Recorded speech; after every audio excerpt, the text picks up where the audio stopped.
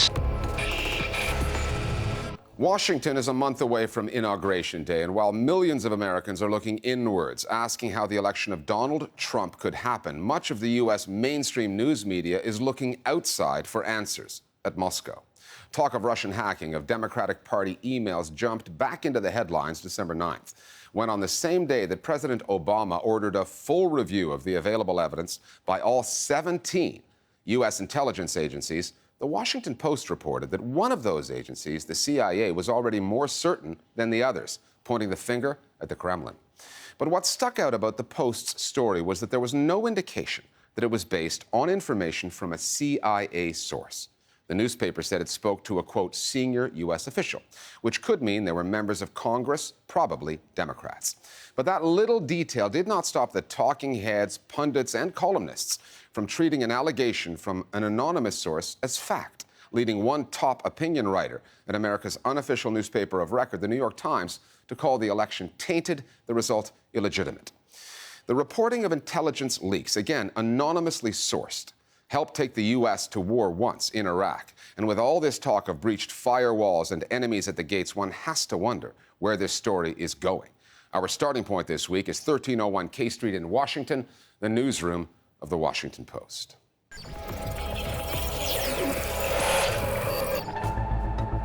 Hi, I'm Libby Casey in the Washington Post newsroom, and I'm here with Greg Miller, national security correspondent. Greg, take us through what we know. So what we know is that the CIA has reached this determination with high confidence that it believes Russia had a preferred candidate, was backing that candidate, and that that candidate was Donald Trump. The allegation that Russia or Russian hackers had meddled in the U.S. elections. The Clinton campaign certainly believes that their connection to the Russian government. By stealing emails of senior Clinton campaign officials and making them public through WikiLeaks is not new.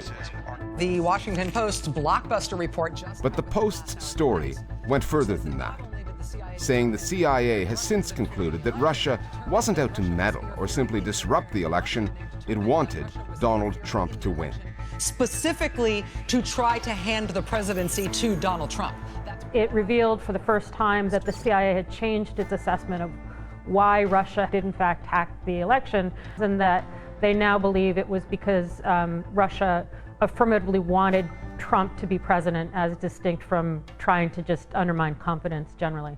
It's interesting to see how there's already been this very kind of dogmatic partisan divide where some Republican politicians are actually opposing the CIA. Intelligence has been politicized in the Obama administration to a very significant degree. Claiming that Russia had nothing to do with potential election hacking, whereas many Democrats are jumping on board. You're carrying water for the Kremlin. I'm not carrying water for the... You're making...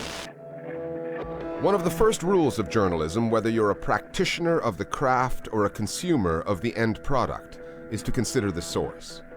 Sometimes that requires some reading between the lines. That's the case with this story, which reportedly started with a CIA assessment and appears to have made it to the pages of the Washington Post via a political middleman or woman. The story is based on the information from a senior U.S. government official. This person, according to the article, did not see the briefing or the assessment. He or she is only relaying information provided to him or her by someone else who saw the assessment. The readers have to be careful then to understand that this information is being filtered now by two different groups. One is the person relaying the information, the other is the Washington Post, which is writing it out. Well, on one level, you know, kudos to the Post for having these sources. The story was attributed to senior U.S. government officials. A lot of people thought that it was CIA sources, but it's quite likely, I think, that Senate sources, Democratic Senate sources, were the ones behind the story. And I think we should be very skeptical. Even the U.S. intelligence community is divided on this. The multiple officials in the Office of the Director of National Intelligence, which is the head of the U.S. intelligence community, told Reuters that they're not entirely on board with the CIA's claims. They said that, yes, Russia may have been involved in potential hacking, but they can't prove that the Russia's intent was supposedly to help Donald Trump win the election. This is material that's being gathered by U.S. intelligence agencies, including the CIA. It's classified. We, of course, would prefer to lay it all out for readers on our website with links to actual documents or whatever and be able to name these officials, but that's just not how national security reporting in this realm works. And trust me, I've gotten lots of emails, lots of feedback on social media. Where's the evidence here? You guys are basing all of this on anonymous sources. I don't believe it until you can show me the proof. And that's just not how this works. American news consumers, though, are in a suspicious mood. Having weathered an epidemic of fake campaign news, they're bringing a new degree of scrutiny to mainstream news sources like the Post as well. The other historical factor feeding into the skepticism machine goes back a decade and a half, the run-up to the Iraq War. Again, consider the source. Those stories about Saddam Hussein's WMDs and his links to al-Qaeda, both of which proved non-existent, most came from intelligence agencies like the CIA and were spread to Americans through multiple news outlets, the Washington Post among them. Journalism that often lacked nuance and the necessary diligence. And this is one of the things that got us in trouble with reports about weapons of mass destruction. The reports by the intelligence community were actually very nuanced and complete, but when they were leaked and then subsequently interpreted, people were drawing conclusions that they shouldn't have. This is the concern that one has to have in reading the Washington Post article. There is a confusion now, and to me sometimes it appears a willful confusion on the part of a large segment of the public.